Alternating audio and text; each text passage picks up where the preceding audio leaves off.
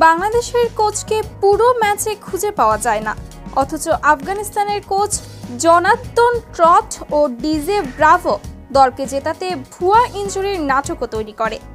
মাঠে তাদের এমন পরিস্থিতি বলে দেয় আফগানিস্তান দলের প্রতিটি ক্রিকেটার থেকে কোচ একটি ম্যাচ জিততে কতটা পরিশ্রম করে।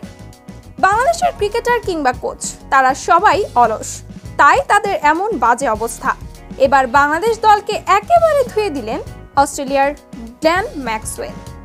মাত্র 12.1 বলে 117 রান করতে পারলেই ইতিহাস সৃষ্টি করতে পারত বাংলাদেশ।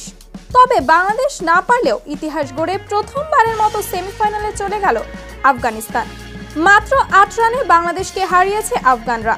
আর বাংলাদেশের এই হারে বাংলাদেশের সাথে অস্ট্রেলিয়া বিদায় নিল সেমিফাইনাল থেকে। বাংলাদেশের এমন হারের পর তাই তো বাংলাদেশকে ধুয়ে দিল ম্যাক্সওয়েল। তিনি বলেন, বাংলাদেশের হারে আমরা বিদায় নিয়েছি, সেটা বড় ব্যাপার নয়, তবে বাংলাদেশের খেলার ধরন দেখে আমরা হতাশ। তারা 20 থেকে 25 বছর ধরে ক্রিকেট খেলে ঠিকভাবে খেলাটাই শিখল না।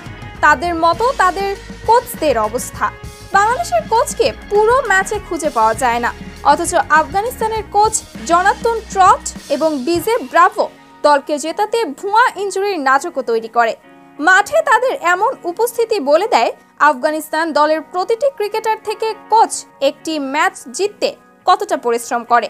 বাংলাদেশের ক্রিকেটার কিংবা কোচ তারা সবাই অলস, তাই তাদের এমন বাজে অবস্থা। এভাবে খেললে তারা আগামী 100 বছরেও কোনো উন্নতি করতে পারবে না।